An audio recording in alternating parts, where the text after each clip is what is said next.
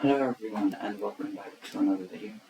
Today we'll be taking a look at the 2021 question 1. So let's have a look at the question.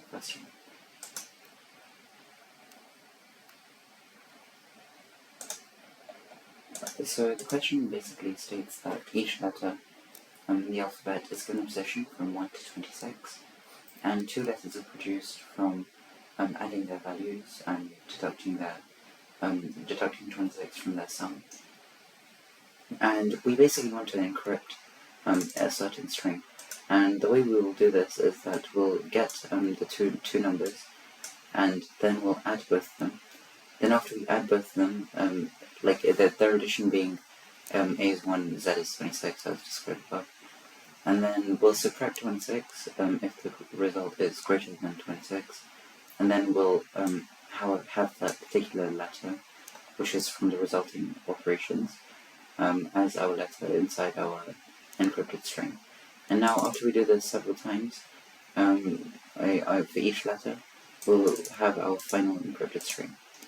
And now the program which they want us to produce is one which basically reads an encrypted string and it decrypts that particular string. So we essentially want to reverse this process. And now let's just go to the whiteboard where I'll explain how we are going to do this. So this question is basically equivalent to the following. So let's just say we have this particular string. Now what we want to do is we want to reverse the process. So we know that T must have been produced from adding P plus whatever letter was in this position. Okay, this will basically just be our original string. So T must have been whatever was in this position, let's just call it X. X plus P must have equaled T. Now there's only one catch, is that if X plus P is greater than 26, then T will basically be equal to X plus P minus 26. This basically means that we can just use some modular arithmetic over here. We can basically say that since we know that P plus X equals T in mod 26, okay? This basically means that since we're looking for the value of X, this basically means that T minus P in mod X equals T minus P in mod 26, okay? There's only one small catch inside this particular line, is that if T and P are equal to each other, then X will basically equal 0, which is fine. However, if T and P are both 26 apart, then X will be equal to 0 as well, which isn't what we want. But that is essentially how we will produce X. And that's how we do X, and then we literally just apply the exact same thing for all the other letters. So if we consider this to be Y, then Y minus P equals lowercase y in mod 26, and so on and so forth, to get all the characters. Now, you may have solved this question without using modular arithmetic, but definitely the way which you should think about it is in modular arithmetic. I didn't actually use any inside my code, but that's how I thought about it, and that's how I came up with the program which I will show you now. So so we basically just take the input password and we iterate through each character. If you're not familiar with this bit of code, this is basically just iterating backwards. We iterate from the final character, and then we go to the 0th character, and then we take a step of -1. The reason why we do the 0th and not the -1th is because we basically want to finish one character early. We don't want to go to the very last character, very first character, we only want to go to the second character. Okay, and remember the range is exclusive, hence 0 basically means we stop at 1, and the 1th index is basically the second character. So this basically num, our num is going to be the numerical representation of the number which we have, and num equals 26 plus odd of password I minus 64. Okay, so let me just explain what this means. So if you're not familiar with the ASCII representation of characters, it's basically how each character is represented internally by a computer. So there's this whole character set, and each character has its unique identification.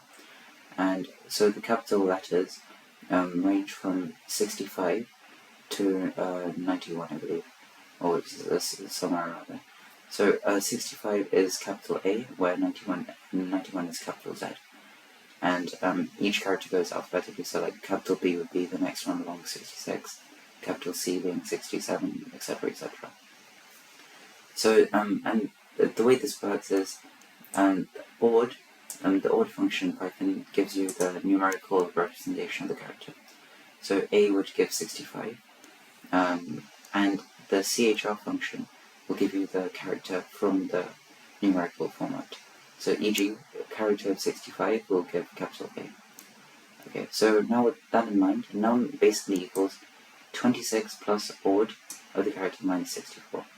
So this bit of code just basically translates the character into the numerical format as stated by the question. So remember, the question says that A is 1, B is 2, etc. So then odd of password I minus 64 will give that, and then num will add 26 to that. Now I'll come onto why we did add 26 a bit later.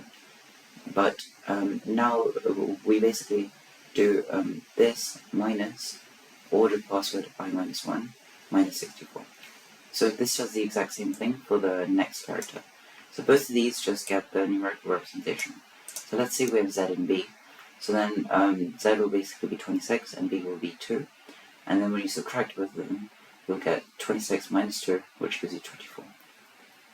And now the reason why we have this addition of 26 onto this is basically because we're trying to replicate the modular arithmetic, which I was talking about slightly earlier. Since if the number is negative over here, let's say this gives like negative 3, that's obviously not valid, hence we add 26 to make it inside the range. We could have just used mod, that's equivalent, however maybe modular and using mod would be a bit confusing. So we just added 26 over here. And now if the result of adding this 26 onto these numbers produces a number which is greater than 26, we need to subtract off 26. So I hope that's clear. And that's basically the main logic of this entire code. And now after this, we have our correct number. So then we just simply add its character representation, and that becomes the ith character of the password, where the password is the input, and we'll just be overriding that, because if you remember from the question which we discussed, we basically need to have like a running representation of the original string to produce any subsequent characters. Okay.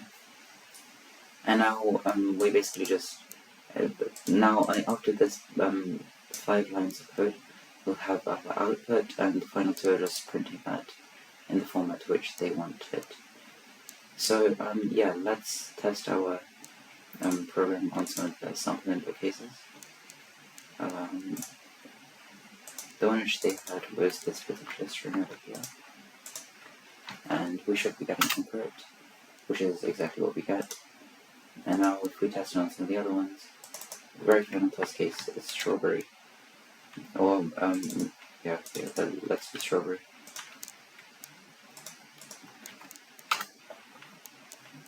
And now if we go back to the particular thing over here, strawberry gives us that particular string, and that matches exactly. So that's pretty much it for today's video. I hope you enjoyed the video. Hopefully you learned something new. Maybe it was about the modular arithmetic representation of the numbers. And hopefully you enjoy the question, and I hope to see you another time. Thank you very much for watching. Bye.